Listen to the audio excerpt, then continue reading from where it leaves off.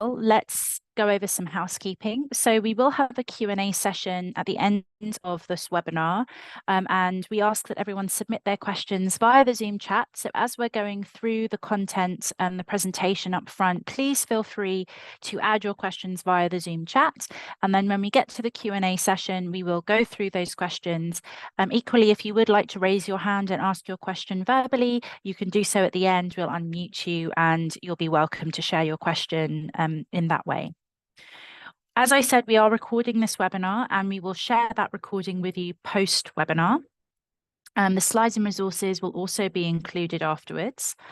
And we do ask that if during the Q&A session, you do mute your microphone when you're not speaking, just so that we can limit any background noise and ensure that everyone can hear. And again, make use of the chat for your questions or comments. So a big welcome once again. My name is Janet. I'm a Senior Program Manager with ChallengeWorks, which is one of the delivery partners for the Sustainable Cities Challenge.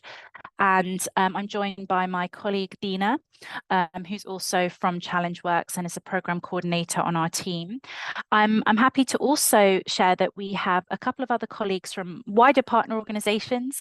Toyota Mobility Foundation, we have our representative Kriti, who is based part of the India office, and then we've all the Asia office, and then we've also got Vishal, who is part of World Resources Institute and is based over in India. So I'm really happy to be able to have both of our colleagues from those organizations here on the line, and they will be also available to answer questions during that Q&A session towards the end. So take advantage of the brains that you have at your disposal, and let's go ahead and get started. So we're going to spend the next 45 minutes or so going through the following. We'll start off with a bit of a quick and dirty overview of what the Sustainable Cities Challenge is, specifically the Varanasi Challenge. We'll talk about the process of entering the challenge, and then we'll focus for the most part on the Q&A session, give you the opportunity to ask your questions and to speak.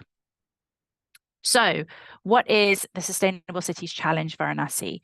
Well, this Sustainable Cities Challenge overall is looking to harness the power, the creativity, and the energy of innovation to look at improving access and improving the safety, equitable and equity and sustainability of mobility solutions for all.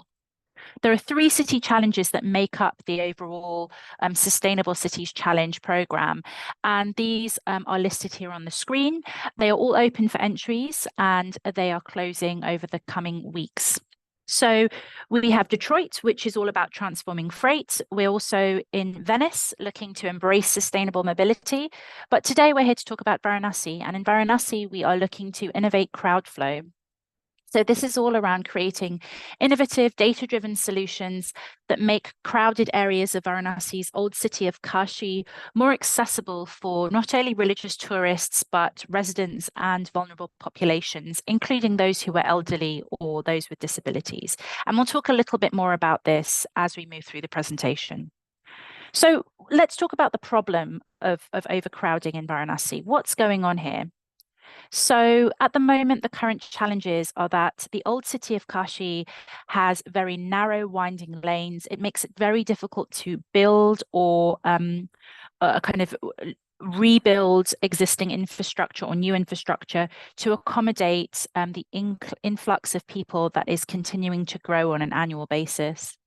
We have lots of vulnerable populations in Kashi, including older people, those with disabilities, who essentially have mobility problems, which presents challenges as they navigate the city and take part in rituals that are taking place. Kashi itself is hugely crowded, particularly around festivals like the Kumbh Mela, which is scheduled for 2025.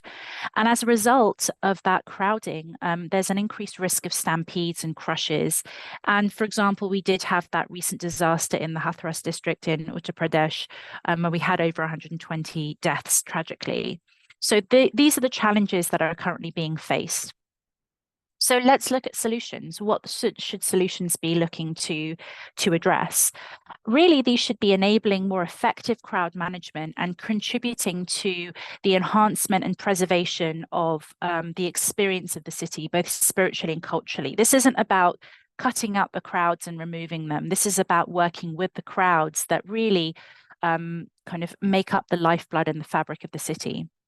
Solutions should also look at improving citizen decision-making to empower people so that they themselves can move safely around the city and participate actively in the various activities that are taking place. And then finally, these solutions should support those vulnerable groups that I mentioned who are frequently attending the busy events. So let's talk about challenge statement. Now, what is a challenge statement?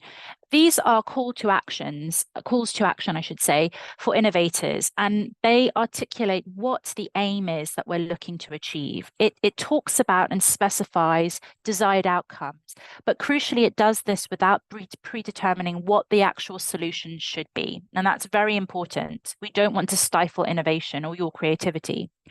So the challenge statement for the Varanasi Challenge, and I talked about that a little bit earlier, referenced it a little bit earlier, but it's about creating innovative, data-driven solutions that make the areas of Varanasi's old city of Kashi safer and more accessible for religious tourists, local residents, and vulnerable populations.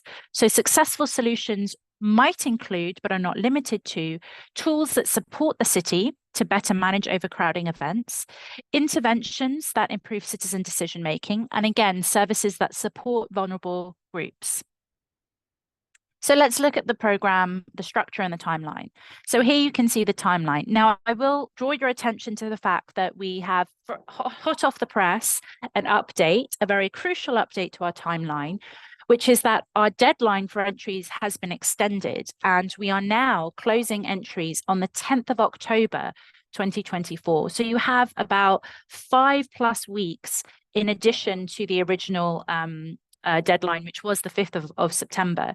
You have quite a few more weeks to get your entries in, prepare them, submit them, and get going.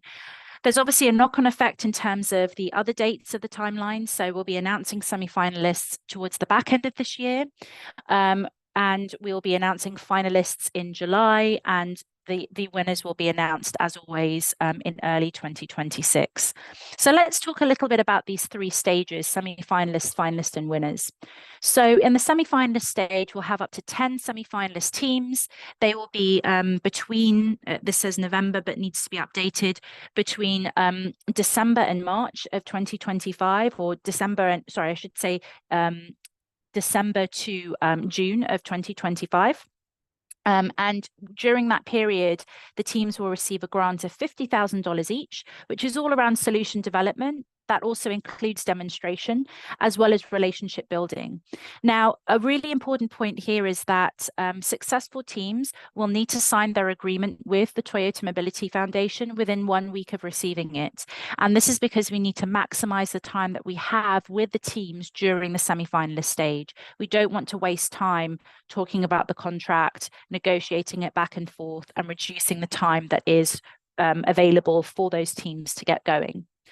The next stage is the finalist stage, where we'll have up to 5 teams, and that will be between July and December of 2025. Each of those teams will receive a grant of up to $130,000, and they will be using that to demonstrate, refine, and continue to pilot their solution. And then finally, we've got the winner stage, and that's where we'll identify up to 3 winners in March of 2026, and they will be receiving a share of a total pot of $1.5 million, and that is to be used for the implementation of their solution in the city of Varanasi from March 2026 onwards. And I've noted that particular point around it must be around the funds are all about supporting the development and the implementation of your solution in Varanasi. So an additional point just to flag to you is that we'll be running an in-person Innovator Academy in Varanasi during the semi-finalist period, and that will be taking place in March of 2025. We're refining the dates, and as we share follow-ups after this webinar, we'll be able to provide you with a little bit more detail, as well as an updated timeline and updated information during these stages. So keep your eyes peeled. You can also see our website and our social media platforms as we continue to update those with this new information over the coming couple of days. So let's take a little bit of time to talk about eligibility criteria and judging criteria. Criteria are really, really important in order for us to assess entries and ensure that we have the best quality entries taking part and participating in the challenge. So the first set of criteria are eligibility, and these articulate who can actually enter the challenge. If you do not meet the criteria listed on this screen, your challenge will not be accepted, it will not be reviewed. So this is the first hurdle by which you need to kind of overcome. I won't go through every single criteria listed on this page. What I will say is I highly, highly recommend you to go to our website and download a copy of our entrant handbook that has all of this information in here. And I really suggest that you look at this closely and ensure that you do meet these criteria. Once you've been determined to be eligible to enter the challenge, the next set of criteria are the judging criteria, and these are the criteria against which your entry will be assessed. And these criteria will be used to not only select the first semi-finalists, but as that group of teams moves through the challenge timeline, those criteria will be used to assess them to identify the finalists and the ultimate winners. So you can see here we have 5 criteria listed: innovation, effectiveness, data, viability, and team capacity. I'll very quickly go through these because I think it's worth doing that. In terms of innovation, we're looking for solutions that are different from what has been tried in Varanasi before, but crucially that they're tailored to the unique needs of the city and incorporating a multidisciplinary approach. In terms of effectiveness, we're looking for solutions that tangibly increase the safety and accessibility in the crowded areas of the old city of Kashi. For data, we're looking for data-driven and evidence-based solutions. That's really crucial. In terms of viability, we're looking for solutions to be viable beyond the lifespan of the challenge.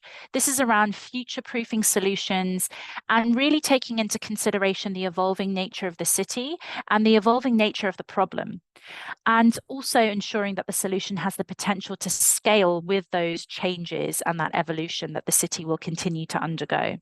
And finally, team capacity. So we're looking for teams that are applying to this to have the capacity and the wider resources to develop and demonstrate their solutions within the challenge timeframe, but also beyond. So let's move on now to the process of entering the Varanasi Challenge. I'm going to pass over to my colleague Dina, who's going to take you through the next set of slides. Hi, everyone. And first of all, thank you, Janet, for taking us through the first part of the challenge statement and how important the Varanasi city is and the judging criteria and the eligibility criteria. So as Janet announced in the first part of this webinar, that the timeline has now been extended until Thursday, October the 10th. So you have more time now to think about your solution, refine them, and reach out to us if you have anything. And before you submit your entry, we strongly suggest and recommend that you read and understand the following things: the challenge terms and conditions, the privacy policy, the eligibility criteria, the challenge statement, and the judging criteria, as they will help you on moving along with your entry. So when you go onto our website and click on enter the Varanasi challenge, it will take you to a platform called Submittable. This is where you will submit your entry. Submittable is a straightforward platform, is not very difficult to navigate, and the first thing you will be directed to is the eligibility form. Janet just took us through the eligibility criteria that you need to have to be able to be eligible to this challenge, and if you don't meet any one of them, you will be dismissed from the challenge. So please make sure that you read them correctly and you fill this form correctly. It's a simple multiple choice form that you have to just click on the right answers, and it's a straightforward form, as I said. After you're done with this eligibility form, you will be taken to the other part, which is the entry form. It has 4 parts. You will only be judged and scored against one part of it. So the first part is just the introduction, your details, the name of your organization, the type of your organization, and that you have to confirm that you read the terms of conditions of the challenge. And The second part is your solution. This is the part, yeah, you will be scored and judged against. And Janet just took us against, and she explained the judging criteria and how will you be scored. So the first thing you have to give us your title. In one sentence, please describe your solution, and in 200 words, describe your proposed solution. There is also an option part that you can attach a 3-minute video describing and talking about your solution. It doesn't have to be a high quality produced video that you have to go to a marketing agency or something for. It could just be you talking about your graphs, a slide deck made with any kind of like Canva, slideshows, anything. But you have to know that the video is not a substitute for the describing your solution. It's just additional part. Additional information, this part you will not be scored or assessed against. This is only for us to do our impact reporting and due diligence, and it's just a multiple choice that you have to give it the current level of your technology readiness. And the fourth part is the declaration that all the information you have just entered are true and correct to the best of your knowledge. And yeah, that's it. And we strongly recommend that you keep an offline draft of all your answers, because it's the internet. We never know what could happen wrong. And you can save a draft in Submittable, so you can go day by day and add to it or modify it, or other partners from your organization can add to it. And just know that you have to submit it and enter it on the 10th of October, Thursday. And another frequent question that we get is, can we upload PDFs or other graphs or anything to the Submittable platform? Unfortunately, you can't. At this stage of the challenge, you have to just submit the entry through Submittable in the steps we just went through. And as you go ahead in the challenge, you will be able to provide us with like graphs, images, and whatever documents that you feel like can highlight your solution and make it better. So with that, we can go into our Q&A session. And I see that we already have a few. And if you would like to ask your question live, just please raise your hand and we will unmute you. And we have our first question. So will the final solution be implemented throughout Kashi specifically, or the entire Varanasi Sadar district? How many cameras, much area is that for the financial sustainability calculations? So yeah, that's a good question, Aranya. And I think in terms of the final solution being implemented, the idea is that, yes, eventually the solution would be replicated across other precincts and districts of Kashi and Varanasi, and actually ultimately across the whole city. So that is the ultimate goal. In terms of the number of cameras and how much area is that for financial sustainability calculations. So I would, I'll hand over to my colleagues Vishal and Kriti, but I would strongly recommend you again to look at the entrant handbook. In the entrant handbook, we talk about the precincts that we are suggesting that innovator teams look at.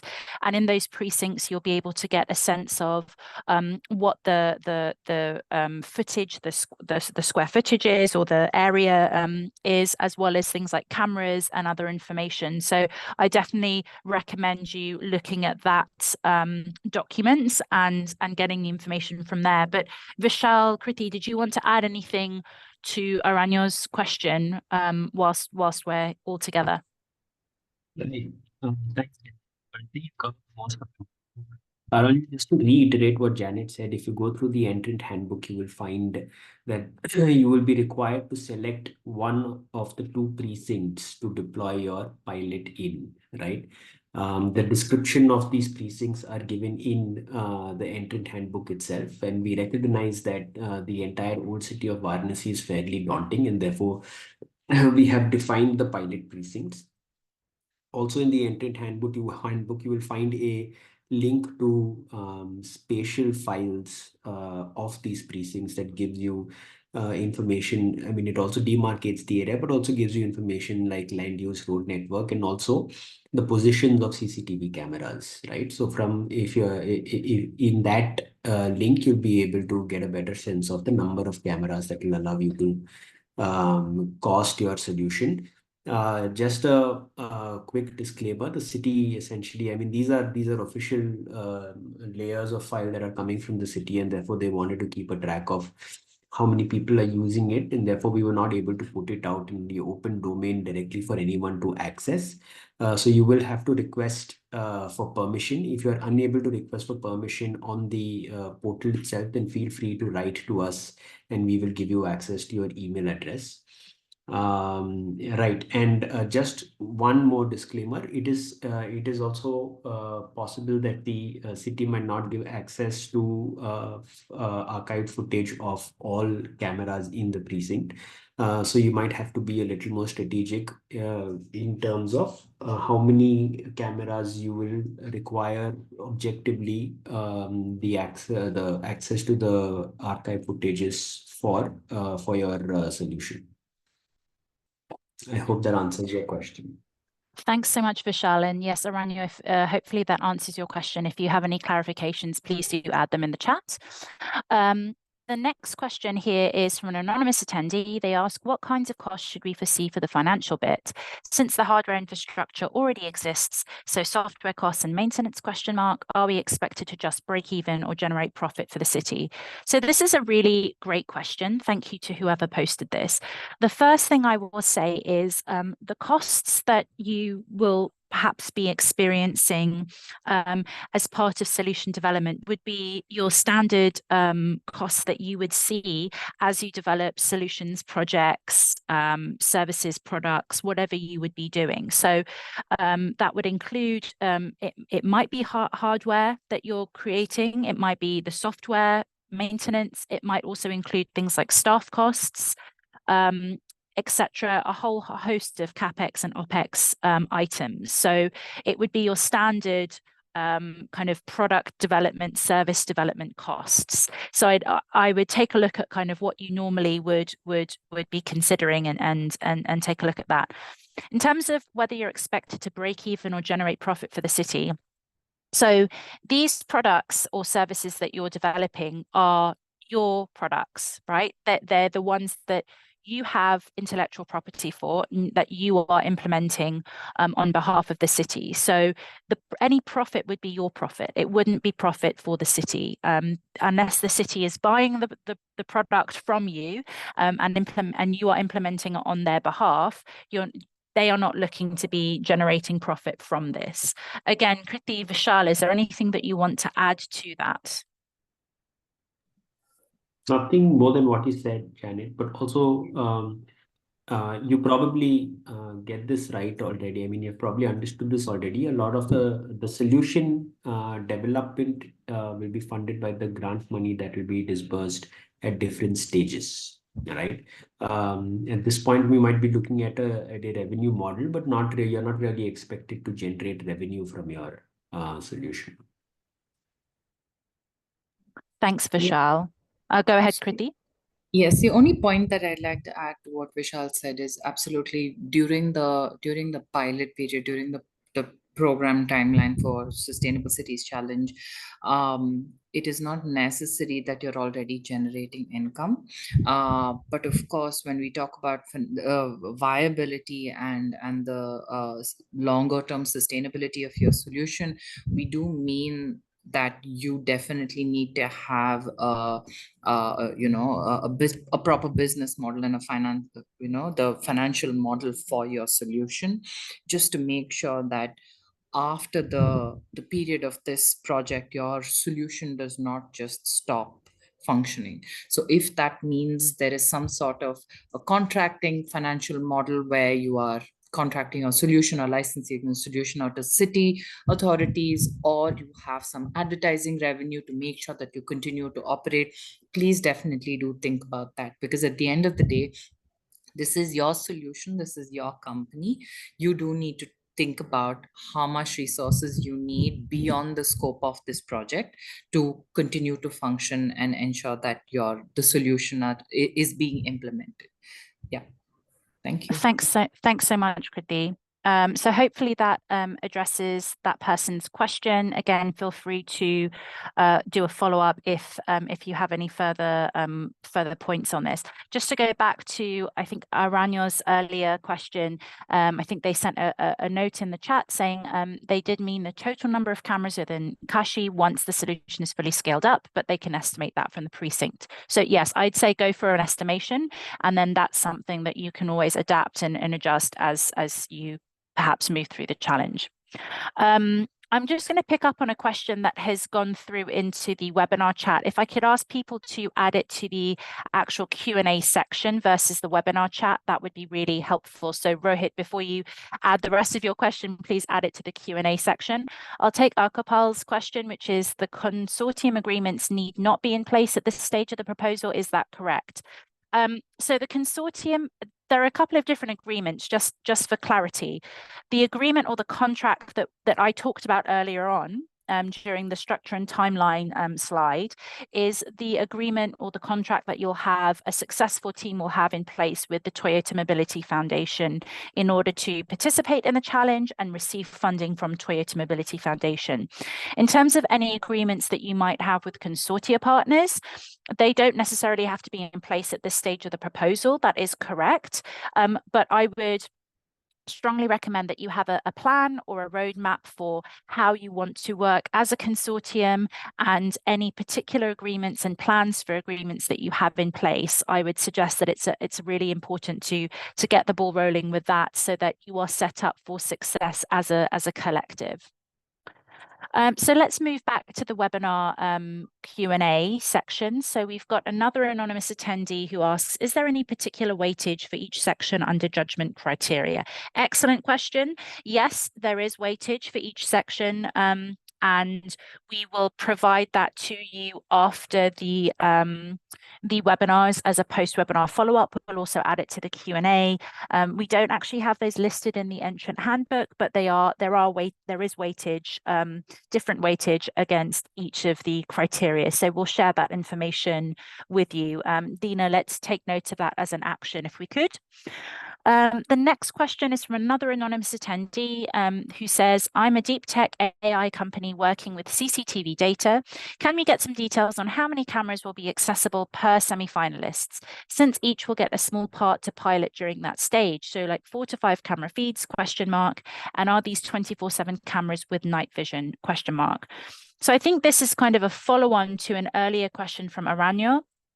So in each of the precincts, there are a number of different cameras. So again, if you go back into the entrant handbook, you will see that see the number for each of those specific precincts. So I'll give you an example for the Godvolia precinct. I believe there are, if I can pull it up, I'm not sure if I can, so I'm not going to waste time doing that right now. But if you do take a look, yes, there are cameras installed at 28 locations that give coverage of important entry and exit points.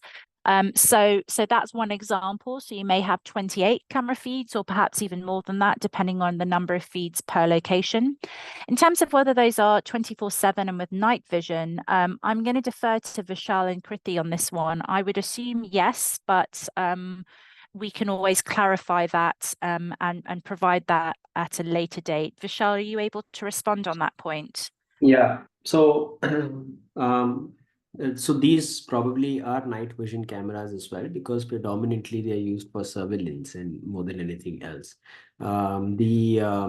The attribute table of the cameras are accessible on QGIS or ArcGIS. You'll be able to look at the nature of these cameras, and that will give you better clarity.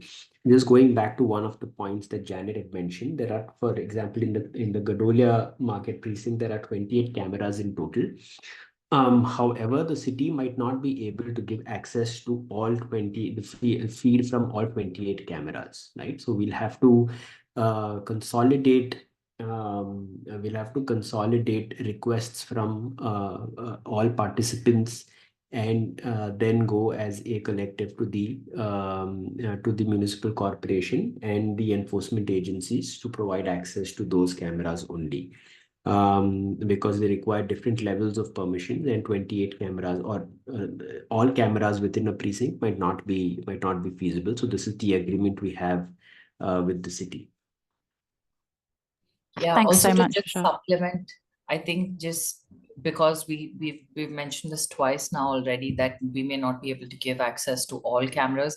There are several points for us to consider here. One is that video data, as most of you will already know, is quite large. And handling that kind of data and sharing that data across the region might be quite difficult for us. That's one for us and for the city. The second thing is, as Vishal mentioned, this data is currently mainly being used for surveillance for the city. So there may be some security concerns and things like that the city may have to share all camera data to innovators. So considering these points, we definitely do need to identify. And so please, when you're preparing your proposals, please have a look at the data and identify and see how you can customize a solution to make sure that the location that you're identifying for your pilot project, you are able to you're able to collect information to set up your baseline and do your impact assessment. So please consider those points when developing your proposals. Thanks so much, Kriti. So let's move on. I think we've got still quite a few questions that have come through. So I want to try and move through them as quickly as possible. Aranya has another question. Is selling crowd data, not video feed or identifiable information, to generate revenue allowed for financial sustainability? This is a really good question, Aranya. I think we'd have to take this on a case-by-case basis. Obviously, there's an ethical consideration to take into consideration. As you clearly, can understand, as you've noted, not video feed or identifiable information. I think it would have to be on a case-by-case basis, depending on your solution and whether it's really required or allowed. However, if that's part of your business model, and you're selling things that you can sell and there's no legal issue with that, then I wouldn't see an issue with it. Again, Vishal, Kriti, is there anything to add on that? It's quite a specific question that I'm not sure we can fully answer right now without the context of a working solution to really understand the broader context. Right. And it also, no, I agree with you, Janet. And it also goes to larger sort of regulatory concerns Yeah.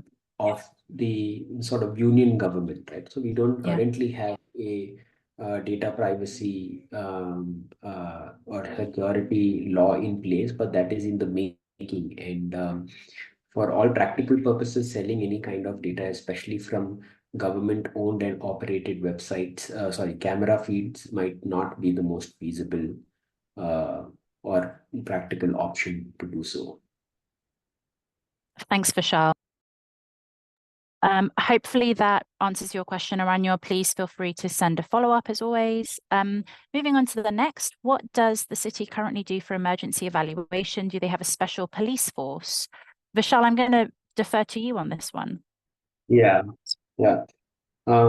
So they don't have a special police force. They have deputy commissioners who are responsible for different zones. These deputy commissioners then determine the extent of the police force that is required to be deployed at different parts of their zone for different kinds of super crowding events, in the event of festivals, political rallies, etc.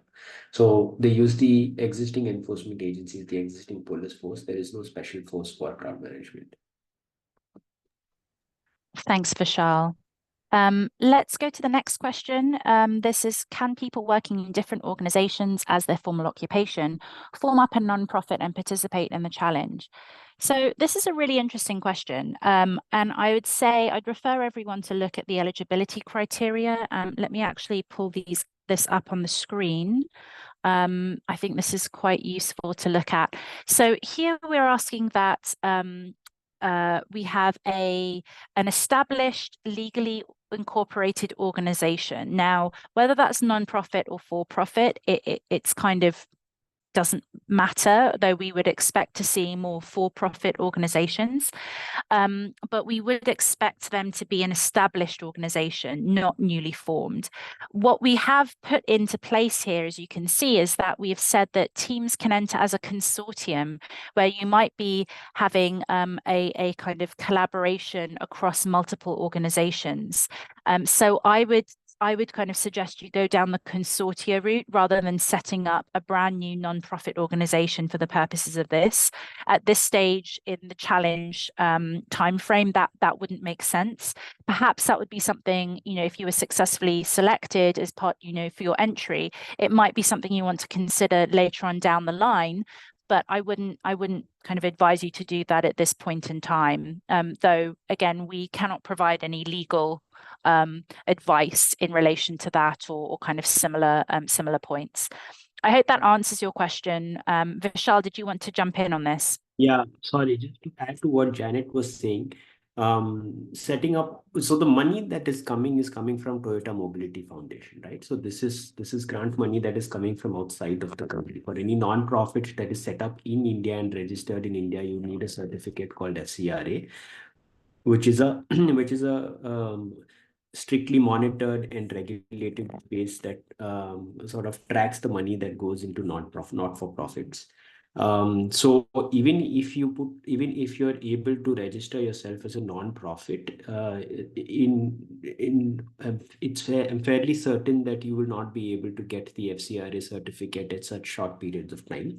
And also, since it's such a highly regulated space, there is very strict norms of what you can and cannot do with that money. You'll be better off setting up like Janet said, a private sector organization or a for-profit entity. Thanks, Vishal. Kriti, go ahead. Yeah, just one point to add here, because you're talking about multiple people with other, from different organizations as your formal occupation. So I'm assuming this is multiple people having a separate day job coming together to form this consortium group and whatever.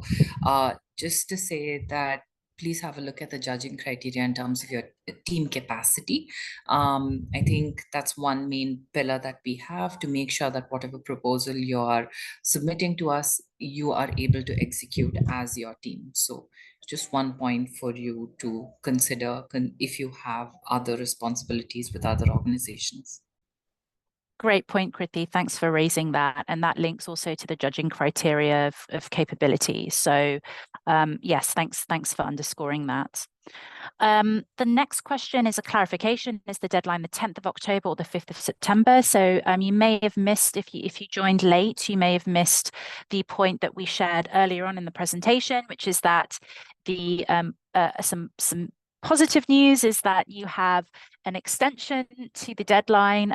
We are announcing over the next couple of days and updating our various different platforms with the new deadline of the 10th of October. So you essentially have an extension of about 5 weeks or so to be able to prepare your entry and submit that in. We'll be providing, as part of this post-webinar follow-up, just underscoring that information and directing you to the updated pages both on our website but also on our social platforms, and the entrant handbook accordingly will be updated. So keep your eyes peeled for that. But the key thing to note is the 10th of October at 18:30 or 6:30 evening time in Indian Standard Time is the new deadline for entries. So the next question here is, has the city tried anything more than the rope car and rickshaw, anything tech? Vishal, can I leave that one for you? Yeah, so the rope car is something that they've already started working on to decongest the old city. In addition to that, there were plans of having a travel pass issued to people who come to the city to visit the temple district, so that they can use the GPS tracker to determine clusters that people tend to accumulate in, and which then informs their crowd management measures. This, however, is still something that they have to figure out the nuances of, and therefore has not been activated yet. right? But this is something that the smart city cell within the city had told us that they are considering. Thanks so much, Vishal. Hopefully that answers that question. Let's move on to Rohit's question. I think, oh no, there was another question that Rohit had sent through. Oh no, sorry, I am seeing him come up twice. So let's just go through. Regarding question 5, how the proposed solution compares to the solution that has already been implemented. Is there any documentation that tracks what has already been tried and tested?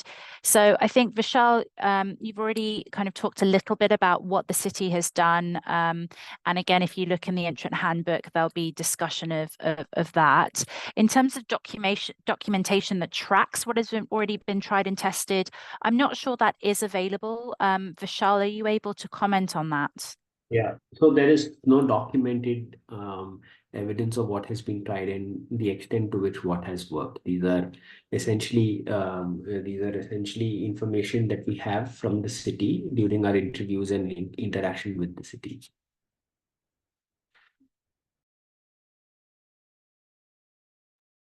Thanks. And Rohit, hopefully that answers your question there. Let's move on to Ravi's question. We are X-Unique. We work with net carbon zero and reusable utility products towards sustainability. Is there any limit for budget, and do we need to just focus on the solution? Thanks and regards. Okay, so if I understand your question fully, and apologies if I have I'm reading between the lines and misinterpreting. In terms of the first part of your question, any limit for budget? So there isn't a limit in terms of what you need, let's say, for the development of your solution. One thing to bear in mind is that the grants, the implementation grants that would be provided to successful teams from the Toyota Mobility Foundation are not meant to completely cover the costs. So we're not expecting that $50,000 during the semi-finalist stage is your budget. It might be $25,000, or it might be $100,000, or it might be $500,000. That's totally up to your specific solution and the requirements that you have. The idea is that the funding provided by Toyota Mobility Foundation is not meant to completely cover the costs, though in some cases it might, but more often than not, they're subsidizing the development costs to you as innovators, and also giving you the added value of access to the city and stakeholders on the ground, as well as on the ground testing opportunities to be able to accelerate the development of your solution, refine it and implement it at a quicker scale. So in terms of budget, there isn't a limit in terms of what your budget is for those solutions, but just bear in mind that the grants being provided, the implementation funding, is $50,000 for semi-finalists, $130,000 for finalists, and then up to $1.5 million shared amongst potentially three winners. And that's the funding that's being provided from the Toyota Mobility Foundation side of things. In terms of your second question, do we just need to focus on the solution? Well, yes, the solution really is the response to the challenge statement of how to make the crowded areas of Kashi more accessible and safer for tourists, residents, and vulnerable populations. So if your solution doesn't focus on that, it's not going to be successful at any entry stage to the challenge, whether that's up front or later on. There needs to be that focus on the solution and how it meets the challenge statement laid out and shared with all of you. So Ravi, hopefully that answers your question. The next point here is about, would there be a dedicated space in Varanasi for teams during the Innovator Camp to build and test out physical solutions like small constructions, assemblage items, etc.? Great question. In terms of that Innovator Camp, that Innovator Academy that will be run in March of 2025, the idea is that that's an opportunity for you to be there on the ground, to meet with stakeholders in the city, and also have that opportunity to kind of test. But ideally, we want people to be able to have as part of the eligibility criteria that you can still see on my screen, we're looking for people to have on-the-ground presence during the next stage of the challenge. It might be just during the Innovator Academy, but you might want to have people on the ground on a regular basis if that works for the development and refinement of your solution. Kriti, Vishal, did you want to come in on this and add anything further? The only point I'd add here is if your solution requires some physical assembly and small constructions and others, I think we would definitely need to take this on a case-by-case basis, because not everybody is going to require something like this. So please let us know what your solutions are, and we can see what we can do in terms of supporting you to make sure that space is made available to you during the bootcamp and for your demonstration. But yes, this is not something that I'm promising. It is something that we will consider. Thanks so much, Kriti. And just a time check here. We have about 12 minutes left. I'm not sure we're going to be able to get to all of these questions.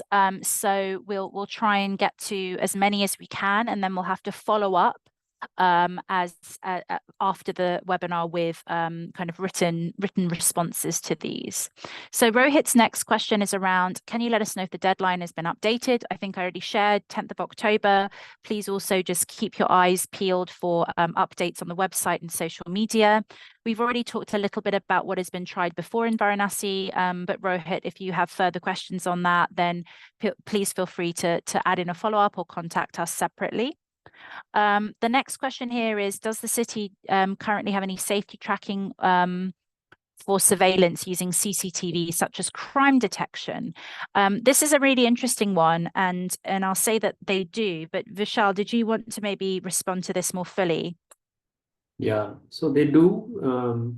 They have a layer of, they've started experimenting with facial recognition to specifically target crime, and it's also used for penalizing traffic violations, etc.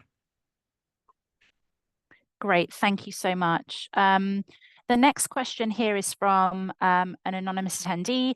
Are the grants paid in total or installments and at the beginning of the period to the Leeds bank account? So in terms of funding will be submitted or paid to the lead organization, and then it will be up to them to disperse that or spread it across the various partners.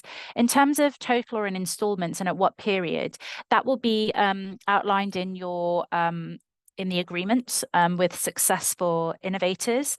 I know that when you do submit your entry, you'll be shared a copy of that agreement so that you can get a head start at looking at that. And if you have any questions, you can reach out to the Toyota Mobility Foundation. So I would say, keep your eyes open for that, and there'll be more information in that. The next question is around, doesn't Google Maps already show the data of crowds? What extra is the city looking for? Good question. Yes, Google Maps does show some of this information, but it's not live. And the question and the key point here is that things can change very quickly within a very short space of time. And the changes in crowd dynamics and crowd density changes almost to the minute or almost to the second, depending on what festivals are taking place, whether it's a particularly super crowded festival versus a regular daily festival or weekly festival. So there are limitations with the information and data that's available on Google Maps. So Vishal, I don't know if you wanted to add anything further on this point. Right. Sorry, just a quick addition. Google Maps only shows how busy a place is, right? There is no objective metrics to determine what the threshold level densities are or bringing more science into it. It's not really a solution, it's an information platform. What the city is looking for is more of a curated solution that also allows them to take decisions based on certain suggestions that the solution will propose. I'll stop there. Great, thank you so much. Let's move on to the next one. This is, are the judges Indian or from Britain and foreign firms? Good question. We have a mix of judges. We'll be providing an update in terms of who the panel is in due course. So keep your eyes peeled and you'll be able to get a sense of who's on the panel. But for the most part, they will be Indian judges, but there will be a mix, but majority Indian. But do keep your eyes open for updates when they come through on that point. And that will be on our social media and also on our website. Sorry, Janet, if you allow me to just add to this. So you will, on the social media and on the Sustainable Cities Challenge website, you will find the judges, we will announce them, you will find their bios, so you can understand who's judging your solution. So just as Janet said, keep your eyes out for those announcements. And we have an exciting panel for you guys.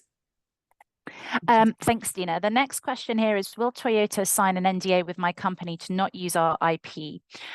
So this is a really good question. I'm going to defer to Kriti on this one. So, as we've mentioned in past webinars, the intellectual property of your solution will remain yours. So as soon as Janet mentioned, the innovator agreement very clearly states that as well. So as soon as you submit your application, you can review the agreement and let us know. I mean, like while we kind of go through all your applications, you'll know what is coming up with regard to the agreement that you'll need to sign with us. But definitely the IP for your solution will remain with you. Thanks so much, Kriti. The next is, how do we get parking space data? It's very important to my proposal.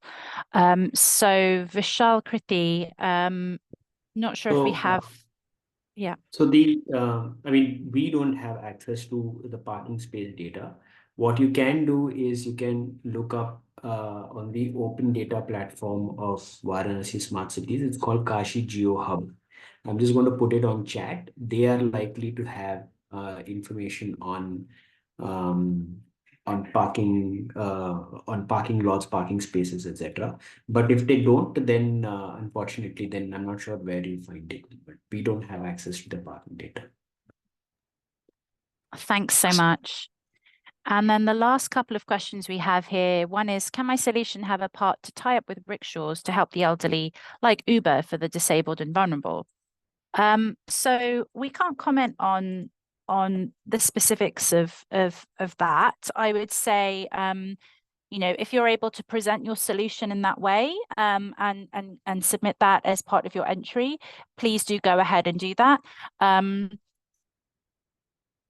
Just consider how that's going to work within the constraints and the challenges that are identified in the entrant handbook and kind of in the discussions and presentations that we've shared around the challenges of the winding lanes of Kashi, and the other kind of constraints, in terms of how that marries with pedestrians as well as vehicles, etc.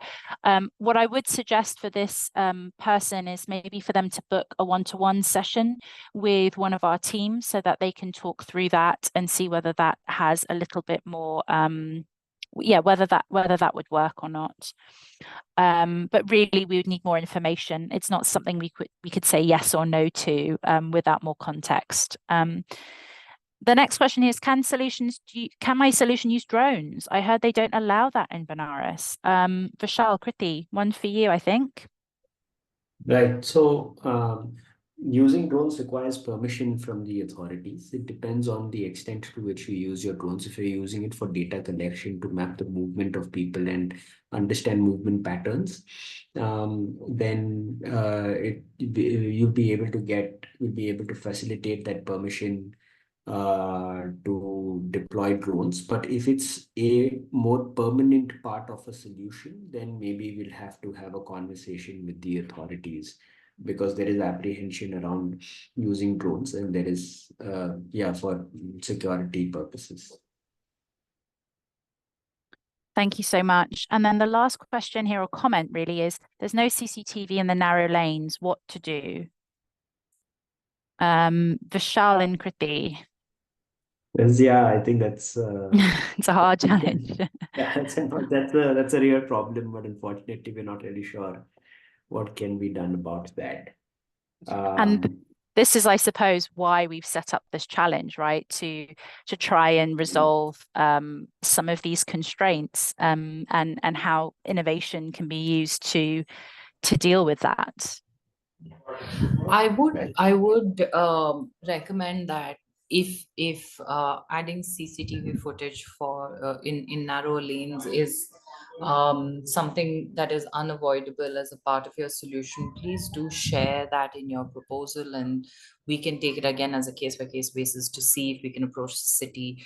And you could definitely see if this is some infrastructure that you can invest in, and we can work with the city to see if they will give permission to to put up an additional camera, or you can add it as a part of your pilot. So this is something that we could kind of see if we can work together with the city on. Great, and I'm going to take this last question, and then we're going to look to close. So the last question that has come in is the state government involved at all, or just Varanasi? And I can't submit my solution to the hackathon by MeitY. Oh, and can I submit my solution to the hackathon by MeitY? I'm not sure what that last part of the question is, but the first point in terms of the state government being involved at all, this is directly work with the city of Varanasi. Vishal, Kriti, did you want to respond around the linkage to the state government? Yeah, I mean, the state government is not going to be actively involved in the challenge. It's largely going to be the city level authorities, although the state governments will have an oversight of what is happening as a part of this challenge. And as far as the hackathon by MeitY is concerned, I'm not sure if we can facilitate that. That is not a program that we are involved in. Yeah, I think with regards to the hackathon by MeitY, I mean, at this point in time, we don't have any, and Janet, correct me if I'm wrong, we don't have any clause in our contract that says that the solutions that they apply with over here cannot be taken over to a different hackathon, right? Oh, I see what the question is. Yeah, okay. So no, you could apply you could submit your solution to other opportunities like this hackathon by MeitY or other things. You're not limited to just having it be within the Sustainable Cities Challenge. Thanks, Kriti. That makes sense. Hopefully that makes sense. Okay, great. Well, in that case, I'm actually going to go through, and we're right at time. Before we close, I just want to share sorry, bear with me. Let me just get back to the end of the presentation. The fact that if you do need further help preparing your entry or you have questions, please do visit our website. You can sign up for another webinar. We'll be having this same type of webinar over the coming weeks. You can also book a one-to-one session with our team. It's a 15-minute slot where you can talk about your specific solution or any particular questions in privacy if you don't feel comfortable asking questions in an open forum like this. And you can also email us at info@sustainablecities.challenge.org. We ask that you do submit questions by the 30th of September, because after this date, we may not be able to respond to you in time ahead of that 10th of October deadline. And just to underscore again, that is a new piece of information. Our deadline has changed. You have an extension of a few weeks. So the new deadline is the 10th of October of this year. We will be updating, we're in the process of updating our website and our social media, as well as our entrant handbook that's already been updated with this new date. So please do keep your eyes peeled, and we'll underscore this update as part of our follow-up email to you after this webinar. So thank you, everyone. It was such an active Q&A session. Really appreciate your presence and for taking the time to answer such thoughtful questions. Really appreciate it. That's what these sessions are for. And again, feel free to follow up with us with any further questions that you may have. We'll be happy to help you. Thanks so much, everyone. We look forward to hopefully receiving your entries in due course. Have a great rest of the day. Thank you. Bye. Bye.